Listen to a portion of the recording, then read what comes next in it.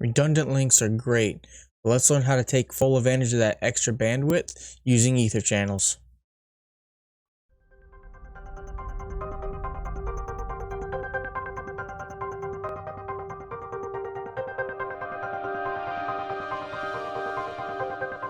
Hey guys, so last time we did all of the BTP and SVIs and VLAN creations.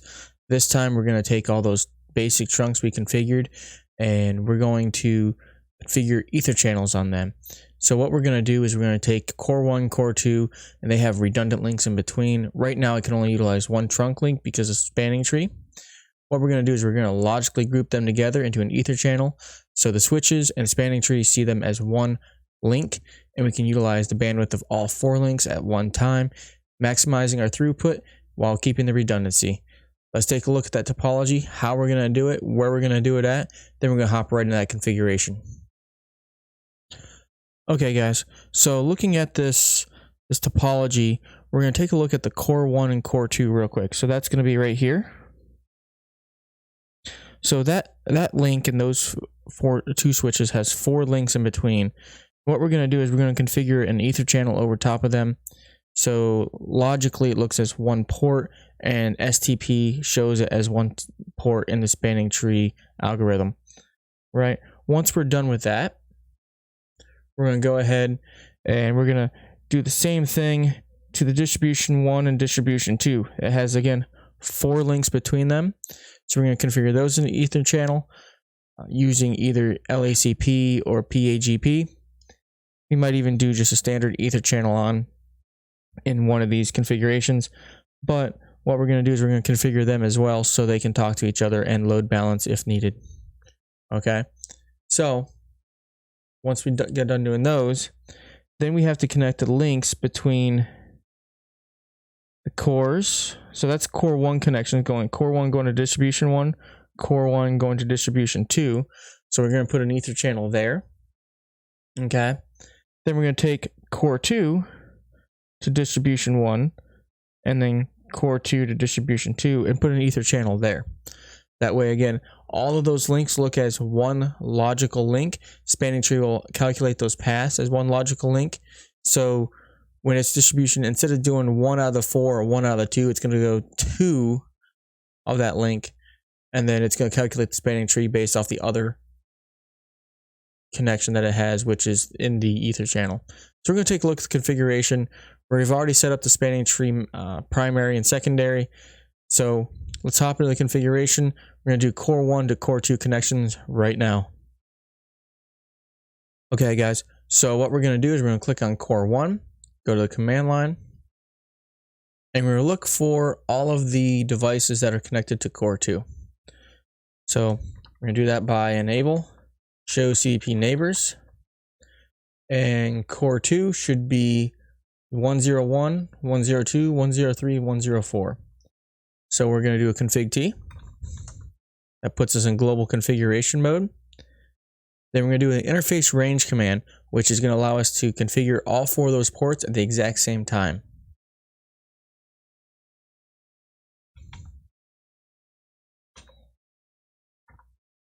So now whatever command we type at the interface level, it's going to be configured on all 4 of those interfaces.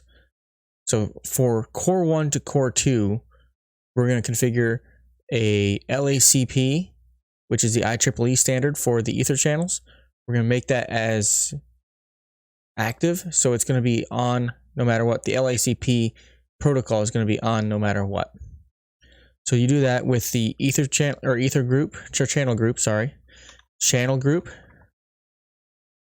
command, and then you choose the channel group number, and this channel group number is locally significant only. So in core 1 to core 2, if they're connected by the same ether channel or channel group, they don't have to match. Okay, they're local significant only, so we can choose one over here, and then you select mode, and here's where we get the protocol we want to choose. So the 4th one down, you'll see it is mode on. So let's take a look at this right here. So this one right here, you'll see right here, mode on. Okay, that is no protocols. It's saying just logically bundle them together and hopefully it works. There's no negotiation protocols going on there at all. Okay, we're going to do that to probably the distribution switch 1 to distribution switch 2, just to show you how to do it. So we're worried about this LACP right here. So there's two choices of LACP, right? The very first one, it's active, okay? And it states enable LACP unconditionally, means no matter what, it's LACP protocol. The second one, being passive, it's enable LACP only if a LACP device is detected. So if you had another device, you didn't know if it was running LACP or just channel mode on or whatever, you wanted to configure an ether channel, you can configure that passive. So when the LACP configuration is detected on the other side, it would automatically create that bundle, create that channel group, and pull them together and utilize that bandwidth as a whole. You can utilize this as when you're connecting to servers like an ESX host. It will detect whether it has a LACP configuration on the other side or not. So let's finish this config. So we're going to do active right here. And that's it. They're going to go down. They're going to go up. Okay. And if you look at the topology, you can see right here, it's calculating spanning tree right here. So we're going to sit there and we're going to let it wait for a few seconds. We're going to do an end and we're going to do a write. We're going to write that configuration. And those interfaces should come up fairly shortly in about another 30 seconds or so. Okay. So as you can see here, it's still, spanning tree still detects that as all those ports as physical ports. It doesn't show that as a logical port. If we do a show CDP neighbors, right? We're going to move this over a little bit. It doesn't show anything about an ether channel group here, right? If we do show ether channel summary, it says that there is one configured and there's a capital S and a capital D, right? So capital S states that it's layer 2, as you can see right here. Okay, and capital D states down. Okay, you can see right here where it says protocol is LACP. I'm going to move that over. And then you have a capital I on every single one of those, which is standalone. So basically what it's saying is you've configured these 4 interfaces as a LACP active ether channel, but we don't detect that on the other side. So it can't negotiate that protocol. Since it can't negotiate that protocol, the interface, the logical interface is down. So if you do show interface PO1, which is port channel 1 is down, line protocol is down, disabled, right? So to finish the configuration, we need to go over to core 2 and do the exact same thing. We're going to extend this out, go to the command line, go to the enable mode, do a show CDP neighbors, core 1, 1, 2, 3, 4, awesome. Global config mode, and then we're going to use that interface range command again.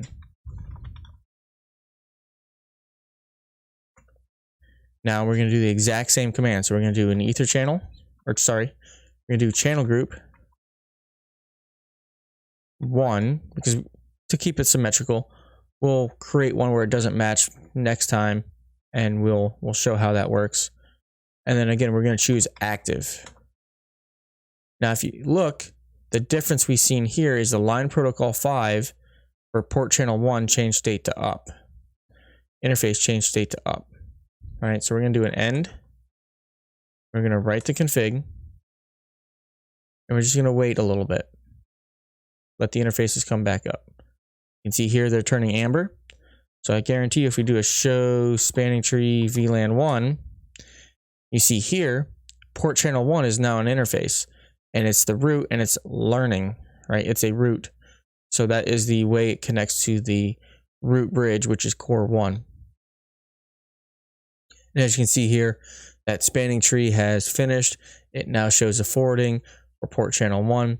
Now, if you take a look here, it says the cost is 3, while all of the other interfaces are a cost of 4. That's because what happens is there's a mathematical calculation in the back end that says, hey, these interfaces are such and such value, but when you group them together, it lowers that cost to essentially prioritize the logical routes that have more bandwidth and more speed into the root or the primary connections to that device. So we're going to run a quick command. We're going to do ping, and we're going to try to ping the base router, base core, which is core 1. We're going to take a look here. What's that interface that's connected to this? I'm going to do a show interface brief. Show IP base brief.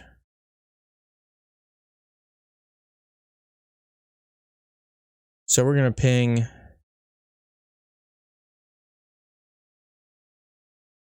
what is that? VLAN. We're going to LAN management, which is VLAN 60. And come over here and do ping 10.0.60.1. Okay, so right there we're getting all pings going through, and that's how you set up a base LACP ether channel. So we're going to do the distribution switch to distribution switch ether channel. Those are going to be the 4. Here shortly, we're going to do one more command real quick. Well, 2 more commands. We're going to do a show CDP neighbors again. So now what you can see is that we have a whole bunch of entries for core 1, right? So we have the physical interfaces tying to the physical interfaces. Then we have the port channel interface tying to the port channel interface right here. And we just have these 4 port channel interfaces that are tying into the physical interfaces themselves, right? But if we do a show spanning tree VLAN 1, just for shortening it up, you can see those physical interfaces are no longer calculated into spanning tree. It's only the logical interface. So we're going to do a show ether channel summary. And now you see layer 2, which is a capital S and capital U as in use. So it's up. Protocol is LACP. And capital P, if you go right up here, capital P is in port channel. So it's bundled in the port channel. Show ether channel 1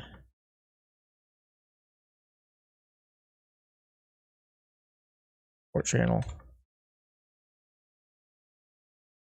So we're going to go down to here. We're going to look at this in detail. So we only have 1 right now. So we're going to go group 1. As you can see, here is the age of the channel, which is only 2 minutes and 47 seconds. Protocol security. If there's any hot standby ports, because it has a number of 4 ports.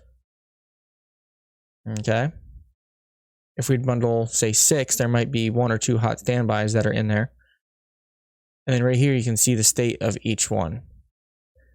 And then you can see the time of last port bundled. And it tells you that last port that essentially bundled into that port. And that timer resets every time that a port is back into that bundle. So now let's hop over to the distribution switches.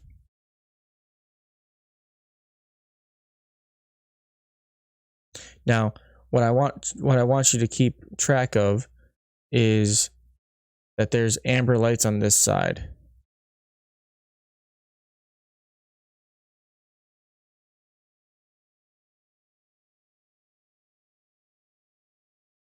All right, so we're going to see which one distribution 2 switch is off of. So we're going to do show CDP neighbors.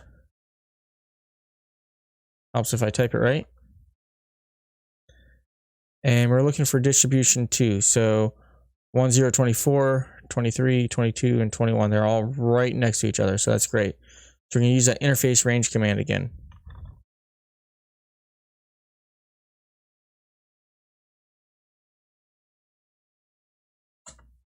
And we're going to do ether channel group. And for this one, we're going to do 2 mode on. So we're going to say no protocols. We just want it to be on. We want that to automatically be ether channeled. And as you can see here, line protocol interface, port channel 2, change straight to up.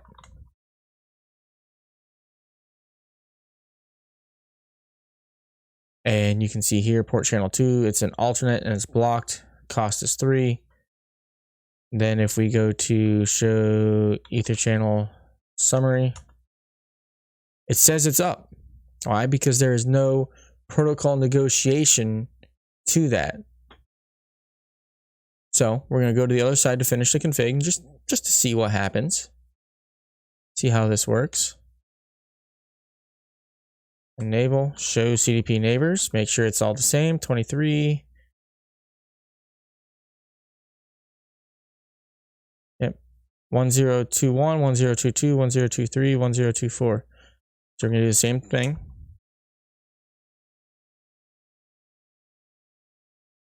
One through 4. We're going to do channel group.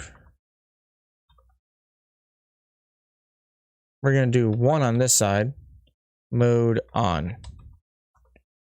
And all the ports are going to go down quick, and then they're going to slowly come back up once spanning tree negotiates. So let's wait for that. We'll get right back to it. Okay, so as you can see here, the interfaces are come backed up. So we're going to do a show ether channel, port channel 2.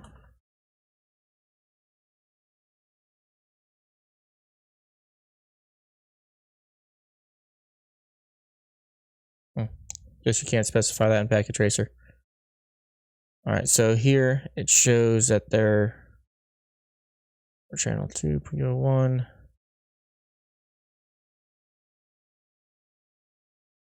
It's funny, it's showing that it's PAGP. Let's do a show ether channel summary. Yeah, so this one here, I think that might be a glitch in Packet Tracer, because right here it says no protocol, and they are all in port channel, all 4 of them. And then we do a show CDP neighbors. You can see here port channel 2, port channel 1, right here. And then we're gonna do show span a tree VLAN 1. And you can see on the distribution 2 side, port channel 1 is designated. Let's go over here. We're gonna run the same commands. Right, they're all up and active. And then you can see port channel 2 is an alternate and blocking, which is fine because again, the spanning tree does still calculate the overall spanning tree topology. So it's going to put that logical interface in blocking. So that means all 4 of those interfaces are still in blocking. So now let's work with core 1 and go to distribution 1. And what we're going to do is we're going to configure core 1 as LACP actives and core 2 as LACP actives. And then we're going to take these ones here and configure them as desirable. So only if they see the configurations. So let's do that real quick. I'm going to speed this configuration up so you guys can still see it, but it's going to go by really quick. So here we go.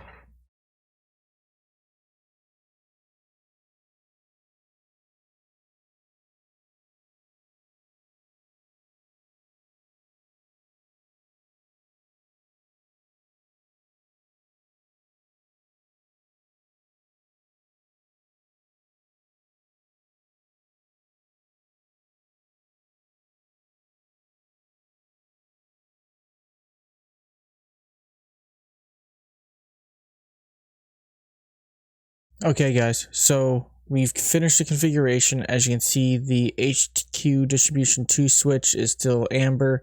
It's still working through some of its negotiations, I believe. So what we're going to end up doing is we're going to be waiting here for a little bit, but we ended up configuring the LACP protocol across all of them. We put core 1, core 2 as active. We put distribution 1, distribution 2 as passive. I know I said I know I said desirable before. Desirable is PAGP. This should be active. So that's what they did on the core side. The other side should be passive, which it says if I detect LACP on the other side, it should work. So we're going to go through and we're going to validate some items. I'm still seeing that link being in the amber state right here. So I want to take a look at that, see if it's just we need to wait a little longer.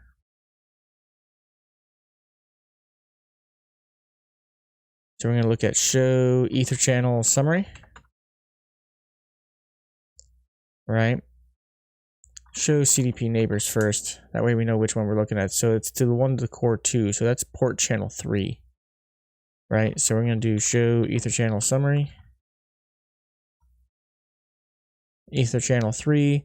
It's all up and running according to the ether channel side. Right. So now we're going to go and look at the other side. So that's spanning tree. And we're just going to do VLAN 1 quick. So it says port channel 3 blocking. So that's supposed to be doing that. So that's good.